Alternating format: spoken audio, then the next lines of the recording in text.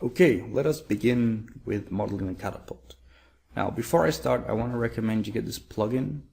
It's called, I don't know, it doesn't have really name, it's welter4d.de, and he has this plugin called a transform plugin, which basically gives you like Photoshop controls, which are great. And it's a free plugin, so, I mean, it's a pack of plugins with a whole bunch of stuff, but this is the one that we'll use. You can get away with not using it, but it just makes life easier, and I wanted to share it because I love this plugin. So let's start with making a cube. Now let me demonstrate what this plugin does. Let's say we move this cube up here, right? And we want to make it smaller. If we do it smaller, it scales it from the middle, which is not really what I want. But with this plugin, if you go plugins, plugins dist, and it's called transform tool. I added a shortcut to it by going Shift F12, typing in transform. There it is. And then you just go here, you click and you go Alt T and you press assign. And then every time you press Alt T, you get this transform tool. So let's press Alt T. And now I can scale this guy from top to bottom, and it stays at the bottom. And also I can, I can pull him out to the sides and stuff. It's really good. And the rotation as well. If I want to rotate, I rotate and it pivots on, on the point that you had there. So it's like, for modeling, it really accelerates your workflow in some cases. So anyway, let's scale this guy down a bit to get the base of our catapult. Okay, now let's call this top base. Let's control click and drag it to make another one. Use the move tool over here, or the W key, to move it down. And now let's just scale it in by pressing the arc, or by pressing the scale tool. And then there you have it. Let's change it to NB. Will change the view to wireframe. You go display and garage shading with lines. So now you can see the lines of your catapult. Okay, let's add some wheels to it. Let's go cylinder. Let's change this direction to X. You can scroll through these by just putting your mouse over it and using your scroll wheel to change which kind of, what option it is in a drop-down menu. Let's scale them down a bit. Let's move them out. Move it across by holding the little blue arrow. They made too big, so let's make sure in the move tool. Yeah, let's scale them down. Now there's this thing called create instance. It's in here. It's called instance, and it's a command which has add instance object. So whichever object you have, it makes an instance of it. I have it on Control Alt C, so I hit that, and now I have this instance, and I move it along, and I have the wheels. So now if I scale this wheel, they both scale. Very handy to have. Let's make it a bit bigger. Move it across. Okay, good. Now let's say I have this wheel, and I control drag it to clone it. If that doesn't work, just press Control C, Control V, and then we scale it down. And now we want this object to be in this wheel. Now we could just place this object under this cylinder, but I don't really like placing mesh inside mesh because it's sometimes when you want to change this mesh out, it can cause headaches. So I'll just Alt G these two groups, these two objects, and call this wheel. And now here in the cylinder instance, all I have to do is just drag this wheel to replace the cylinder there was, and maybe adjust it a bit because the axis is in a slightly different place. And there you have it, and you just replace, which instance is showing up. And you can do this with anything, if you want this instance, you could instance this thing, just press on the instance and go top base. And there you go, you have that instance there. So yeah, this instance object is really useful when you have similar objects and you want to place them in different places. So let's move on. Let's now make the little triangle thing of the catapult. So let's get this little box. Let's Control C, Control V it. Let's move it up so it's just above there. Now let's scale this guy in. And let's move him across. And now let's go back to our Alt T. And now you can just move it up. Once again, this isn't necessary. You don't have to use this tool. You can always just make it editable and go to point mode and just move the points up if you want. That works too. But here it keeps the cube parametric. So if I want to, for example, I can still do make sure you're in the object tool for Alt-T for the transform tool to work if you move it up. And now I can still add things like, I can still add a fillet, bevel it. I can change the amount of divisions on it, so it's a bit more dynamic. So let's go. And sometimes, like for example, right now I want to scale it so it's not so wide, and I want to keep it symmetrical. So now I'll just change the move tool and grab a green dot and just make it smaller. But if I want it here to be smaller, but I want to keep it on the edge here, like normally you have to make it smaller and then you have to move it across, which is fine, but it's not, it's not as convenient as just doing this. So yeah, this is why why I really like this plugin. Okay, I think it should be. By the way, I switch between these tools. I have shortcuts. Mine are WRT. If you roll over, you can see the shortcuts, or you can see them down here as well.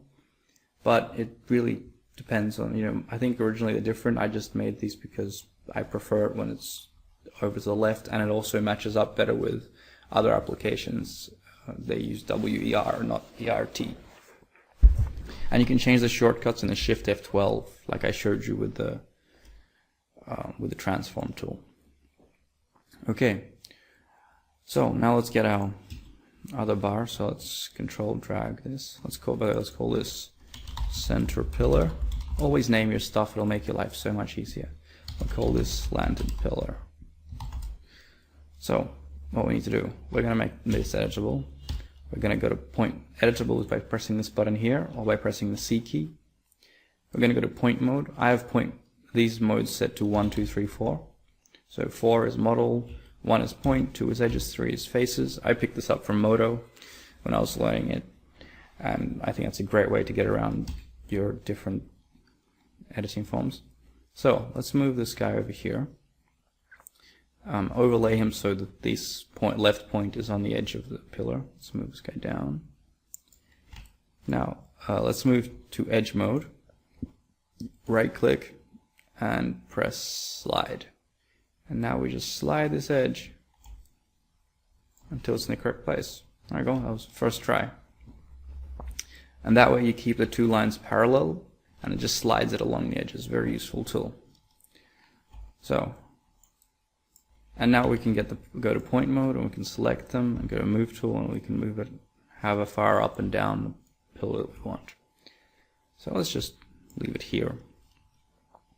Now, slanted pillar, let's go Control-Alt-C and we will move it across and we will rotate it and we'll hold the shift key so it snaps to 180 and we'll move it out here.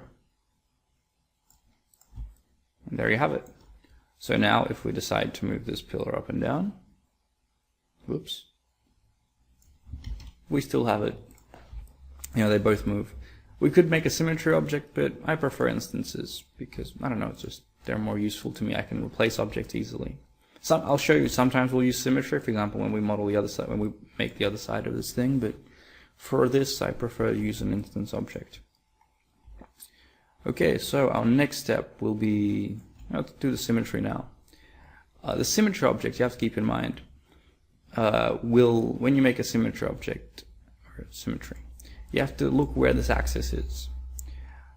When you make it, it'll be at 0, 0, 0 in the center of the world. And when you add this group to it, if you add multiple objects to it, only the first one will actually get mirrored. So you have to press Alt-G and group them together, and then that whole null will be mirrored. So as you see now, the catapult is way too wide. So let's get this object and let's scale it in. Scale the top one in as well.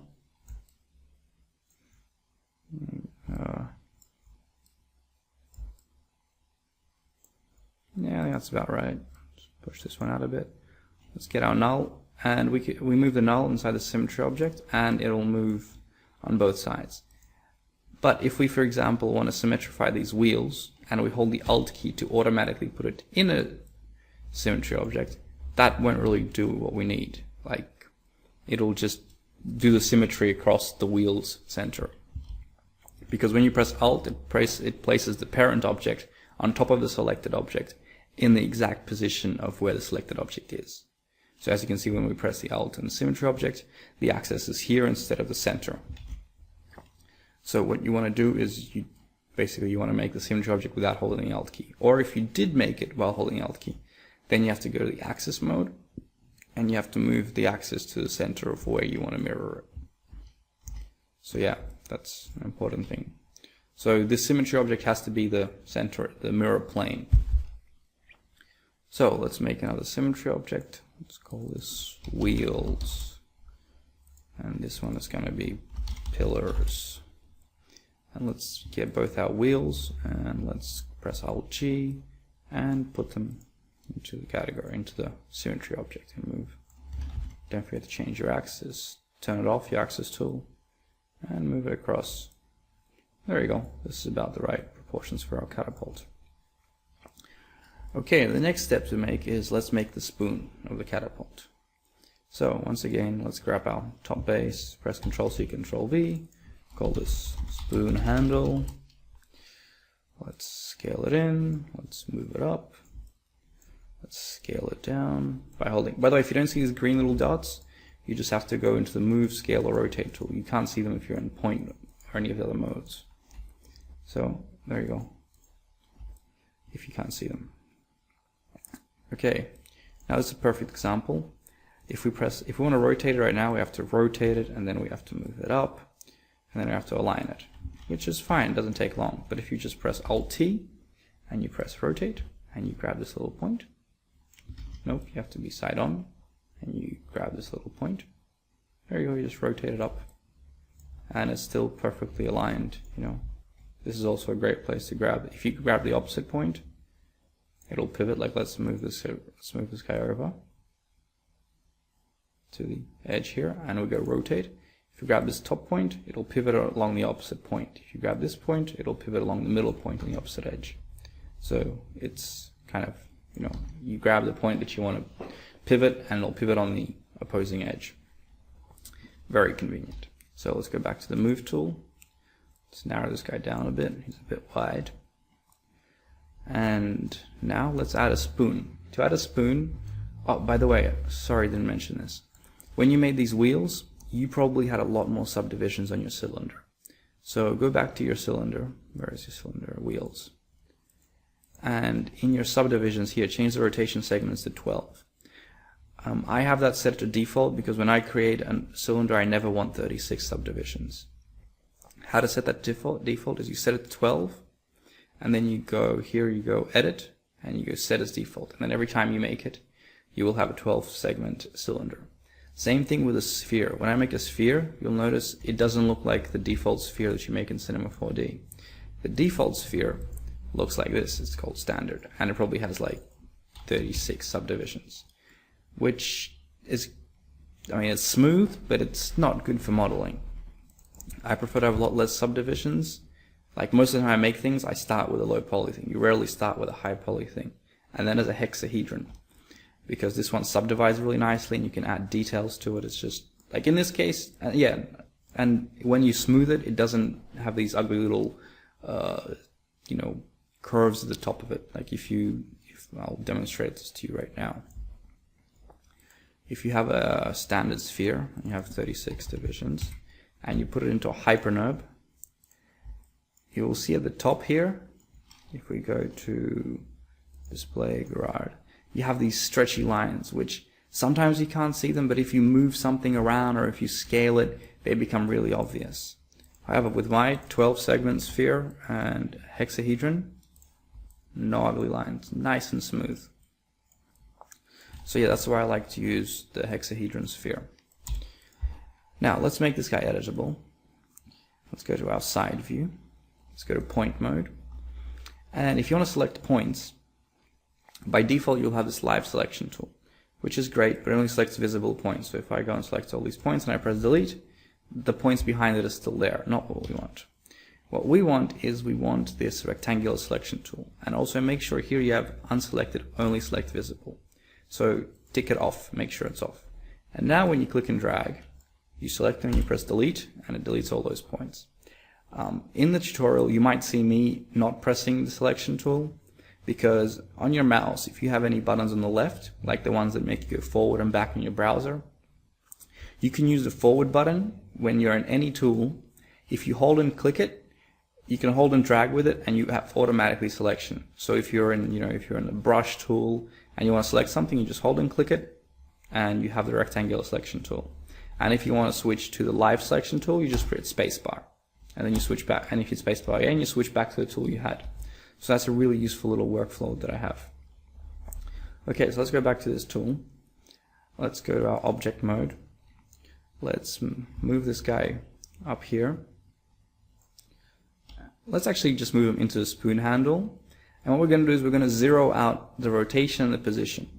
And we do that by using a command. If we press Shift-C, it's called reset PSR. Now, if you want, you can grab this and you can drag it into your toolbar, and you have it there, so you can click on it whenever you need it. I have it mapped to a keyboard shortcut called -X. Tilde is the button next to your 1 key above your tab key on the left of your keyboard. It's just below your escape key. So you hit tilde and then you hit 1. And it goes to not where I need to go. -1. -1 makes a null. -X. That's right. Sorry, I got mixed up there. So, and then the sphere will automatically go to the 0 coordinates of the spoon handle, which means it'll be aligned correctly with the spoon handle. So now all you need to do is you need to move the sphere up. And there you have it. You have the sphere in the correct place. Now, if you want to scale this sphere, we can scale it and move it across. But once again, there's 2 ways to do it. Firstly, since it's already editable, we can pick this axis tool. It depends on what version of Cinema you have. It might be up here. And we can move the axis down here. And now when we switch the axis tool off, when we scale, it'll always scale from that point. Same thing with rotation. It'll always rotate around that point. So there you have it, a handy little hint. So let's scale it down a bit. That seems about right. Okay, now holding the Shift key, let's add a cylinder, or tube, sorry. As you'll see, it'll be under the sphere here, but it won't actually be at the same place. So now we do our -X thing again, or our reset PSR, and now it's aligned with the spoon. It's a bit big, so let's just scale it down by selecting the scale tool and clicking and dragging just on empty space, and dragging to the left. And now let's move it up so it's aligned to our spoon. Let's use our side view to make sure it's aligned correctly. Scale it up a bit, move it down a tad. Okay, and now we can, once again, make sure you're in one of these tools and you're in the object tool here. And now we can just click this little green circle and we can pull it out. Now we have the rim of our handle, and we can scale it down a bit if it's too thick. And there we have it. We have our Catapult spoon handle thing. Now, for the time being, this is enough. We have enough material now. Maybe I want to move it down a bit. Yes, that definitely looks better. Okay, so we have enough material now to start the dynamic rigging. There's small details we can add later, but I want to get into the rigging because I want to show you how this setup works. Okay, so let's start with dynamics. The issue that the first thing we want to do is we want to make this spoon. We want it to, spring forward and, launch the ball. So to do that, it needs a hinge and it needs some kind of spring mechanism to pull it up. So what we're going to do first is we're going to add a hinge. Now you can go to Simulate and Dynamics, and you can Simulate, Dynamics, and you can break this off, and you have this little menu. Now I like to also right click and go once again Simulation Tags, and you can't see it's off the screen, but I basically do the same thing. I click the little bar at the top, and I get this little window here. And then I right click and I go customize palettes, and I right click, and I left click and I drag these all together. Pull this palette out.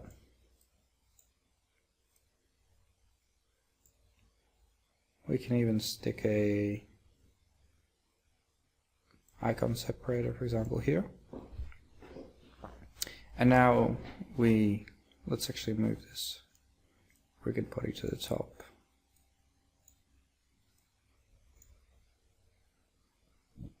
Inside of the icon separator here. Now you right click on the top and you go fold palette. And now you can just drag this into your menu bar here. And when you close this window, you have a drop down menu with all these tools, which is really useful. And you can quickly unconnect it and have it float when you need it to float. So as you can see, I already had this here. So if you just click on it, it'll make a rigid body. If you click and hold, you get this little menu and you can drag it out. Very handy when doing dynamics. So let's get it. First we need a hinge. So a hinge is a connector. You can then pick which kind of connector you want it from the drop down list here.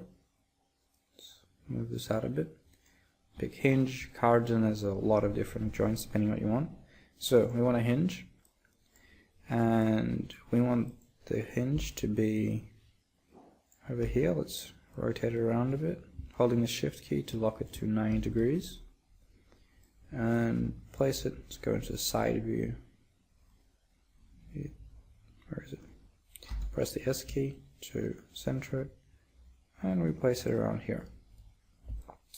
And in the options, object A and object B, we stick the spoon handle as object A, and we'll stick out top base. So let's call this bottom base. Forgot to rename that.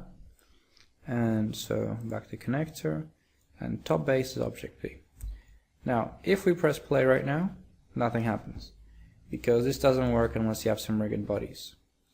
Let's just fold these. So let's make the spoon a rigid body, and let's make the bottom base a rigid body, and press play. Nope, not the bottom base. The top base, like this, top base, rigid body. Press play, and they kind of both fall.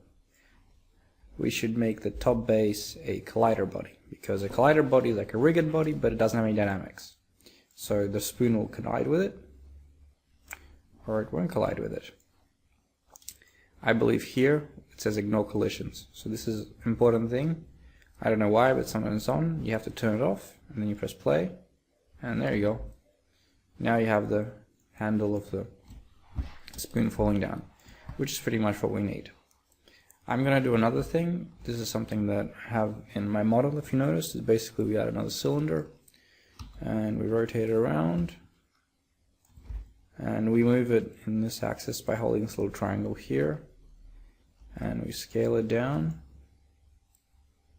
This is usually the rope that pulls the handle back. Is usually tied around this thing.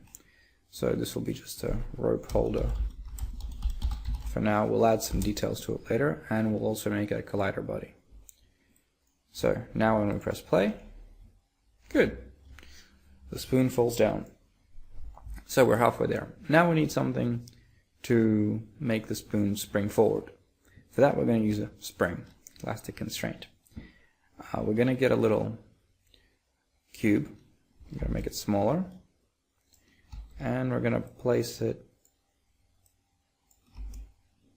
where did my cube go? Did I make it so small? No, that's weird. Okay, let's delete the cube. Let's make a new cube. Let's make it smaller. Let us move it up here, and now let's go back to the spring. And in the object, let's stick this cube. Let's make this called a spring anchor. And so in the spring, let's put the object A, and let's put the spoon handle. Right now, it's connected to the center of mass. So as you can see, that's the size of the spring, and it just folds back. We can adjust the connection, and we can offset it we can make the spring either offset it in the Y, or we can offset it, no, we want to offset it in this one, yeah, so we can have it connected there or here, or I want to connect it here. And the important thing here to set is the rest length.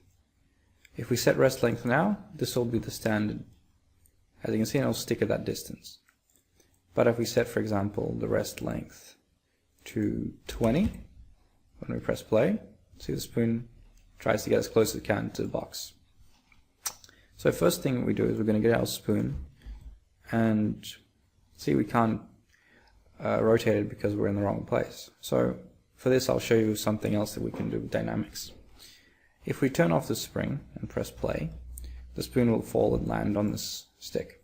And we can use this as our starting position. So now in the spoon dynamic tag, we can go set initial state. And now when we go back to 0, this is where the spoon will be. This will be its resting position. So now let's move our spring anchor over here. And let's make our spring distance, let's make our rest length 0. So it'll pull the spoon into this position. And that's logically where we want it to stop, because this rubber band that's going to be stretched between this stick and this stick, it's going to want to, the spoon is going to get pulled back by the string. It's going to go down here, and then it's going to go boom and attach and stop in this position. So now if we press play, nothing happens because we did not turn on the spring. So we turn on the spring, and we press play, and there we go, we have it. It launches as expected and then bounces back and forward a bit. The reason it bounces back is because this distance here is too long, or maybe we should set the rest length to something higher. But for starters, we can just change the spring, and we can change this offset to be around here. And now when we press play, there you go. It stops and comes to a rest there, which is exactly what we want. So this is, progress. We've got to launch a spring, and we can now, for example, get a little platonic, or here's a nice nifty tip. We can get a landscape, and we can change it to spherical, and we can scale it down. We have this little boulder. Oops. Now obviously right now we have way too many divisions, so let's change the width segments to like 20, and go to the move tool. Let's move it up here, and let's scale it down with the scale tool. Oops, why does it keep going to 0? It just accelerates way too quickly. Maybe it's not recording software. So anyway, we place it here, and we add a rigged body tag to it, and we press play. Whoa, what just happened? It did not work. Let's move this guy a bit higher. Let's see what happens. Nope, doesn't work again. The reason this doesn't work is because we have no collision set. Let's turn the spring off just to see what happens. And let's press play. See, it goes straight through. The reason it goes straight through is because this spoon handle has lots of objects in it, and the sphere, aerodynamics only applied to the spoon cube object. We want everything. So what we do is in the collision, we change inherit tag, we have compound collision shape. And now we press play, and it lands. But as you see, it doesn't actually land into this surface. It kind of just falls off, which is not really what we're trying to do. The reason is because the dynamic system in Cinema 4D, by default, it applies this kind of mesh, like a shrink wrap around the objects, which are much lower poly than the objects, and that makes the simulations go a lot faster. But unfortunately, that doesn't work with holes or anything that's like concave. So what you have to do is you have to change the shape from automatic, you have to change it to moving mesh. And now when you press play, the rock falls into the spoon. Great, right? So now we can press play, and we can press this little button in, and it kind of throws the rock. Not very far, but that's because the spring isn't stiff enough. So what we're going to do is going to increase the stiffness to, like, let's say 5, and press play. There we go, that's much better. Let's turn the spring off, let the rock fall, and now let's get our rock landscape and go set initial state in dynamics. Good. Now we can turn this, we can press play, and we can turn the spring on, and our rock is launched. Great, isn't it? But I think it's a bit launches a bit too far right now, so let's change the stiffness to like 2. And let's give us also a little plane to work with. And okay, and let's make it a collider body. Okay, let's press play. There we go. We have our little boulder. Okay, so we've settled the first, we have it doing what we need. But what we need to check is whether if we can animate this catapult altogether without causing any problems. So first things first, let's make a new null object. And let's place all these objects into this null. Except maybe the landscape. Yeah, place them all in there. Now let's turn off the spring for the time being, and let's just see what happens if we press and we keyframe again. Okay, my keyframe button isn't working because I got a screen recorder. So we keyframe here, we move it over and we keyframe again, and we press the keyframe button, and now we press play, and it moves. Now the important thing here is to remember that the hinge object here, the connector, it will actually work if you don't have a top base. Like if you don't have this and we turn the spring on, it'll still work, but it won't move together with the base. So it's important to remember that you want your connectors to be connected to rigid bodies. Otherwise, when you move stuff, it won't move as you'd expect. It will just stay behind. So make sure your connectors are actually connected to both the objects that they're connecting, because the hinge will still work even if you don't have another object. If you just have one object, the hinge, it'll still work as a hinge, but only from the location of this object. And this object, if you move it, it doesn't drag the other object with it. So keep that in mind, that you have to have both objects for animations to work. Now, the rock right now launches a bit too early. Well, firstly, let's move this whole thing. Let's move it up. I don't like how low down it is. Yeah, that's about right. Okay, so let's keyframe it there. And let's delete this keyframe. And yeah. So we don't want this thing to launch so quickly. We want it to wait around a bit. So let's keyframe in the basic as enabled. We can just turn it off, and then we can go to frame 10, and we can keyframe it disabled, and then on frame 11 we can turn it on and keyframe it again, and you press play and it just sits there, and then it launches the rock, which goes to nowhere because there's no ground plane right now. So we have this handled. This is our boulder. This is our catapult.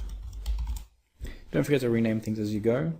This cube, we don't need to see it, so we can just click on these, double click on these traffic lights, and it'll disappear from the render and from the animation.